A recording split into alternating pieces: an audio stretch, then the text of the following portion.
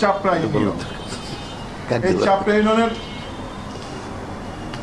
যে সভাপতি ছিলেন এবং কুষ্টিয়া জেলা বিএনপি একশন সম্পাদক ছিলেন মাহমুদ রহমান সাকি ভাই, তিনি সভাপতি 5 নম্বর। সে দল থেকে পদত্যাগ করে আওয়ামী লীগের সাথে সম্পৃক্ত ছিল, তাকে থানা কমিটির সদস্য করা হয়েছে।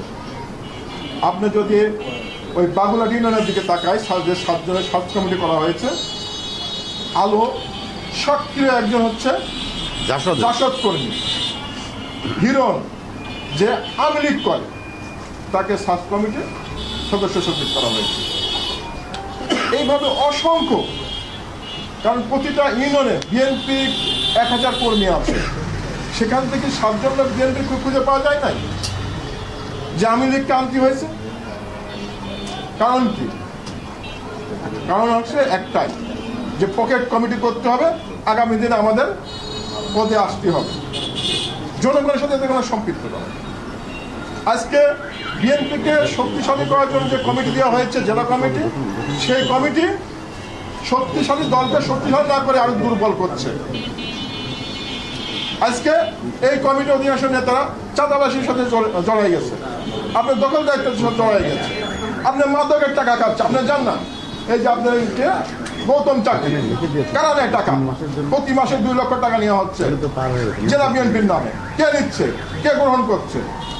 আপনার সাংবাদিক ভাইরা আছেন,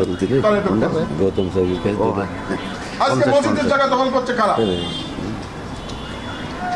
তারাই কিন্তু আজকে বড় বড় কথা বলছে। এই কারণে আমরা কিন্তু আমাদের আন্দোলন শুধু আমাদের পথ পাওয়ার জন্য আন্দোলন নাই, আমরা চাচ্ছি বিএনপিটা আরো শক্তিশালী হোক এবং আরো বিএনপির যে দুর্গ কুষ্টিয়া, এইটা আরো শক্তিশালী হোক।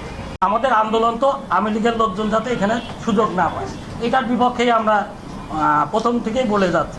কিন্তু দেখেন, একটি সদস্যতেও তারা ছিল। পরবর্তীতে এই যে থানা কমিটিগুলো হলো, আমরা লিখিতভাবে দিচ্ছি, কিন্তু কোথায় কোন আওয়ামী লীগের লোকজন আসতেছে সবগুলো আমরা দিচ্ছি, কিন্তু তাদের কোনো পরিবর্তন নাই। দিচ্ছে এখন রিসেন্ট যে সার্চ কমিটিটা দিচ্ছে, এই যে ভাইরা বলছে, এই যে চাপড়া ইউনিয়নে 5 জন না 6 জন, 6 জনই আওয়ামী লীগের লোকজন আছে। আমরা তো বুঝতে পারছি না, আমরা তো দাবি জানাচ্ছি, আমাদের তো কোনো, আমরা ওই হটগাড়িটাও যাচ্ছি না। আমরা আমাদের নেতাদের কাছে বারবার করে অনুরোধ করছি যে দীর্ঘদিন যারা আন্দোলন সংগ্রামে ভূমিকা রাখছে, যারা জেল জুলুম খাচ্ছে, তাদের যদি আপনারা কমিটি দেন, তাহলে কিন্তু আমাদের কোনো কিছু বলার থাকতো না। ত্যাগীদের যদি মূল্যায়ন করা হতো, তাদেরকে যদি এই কমিটি আনা হতো, তাহলে কিন্তু আমরা এই সাংবাদিক সম্মেলন করতে পারতাম না।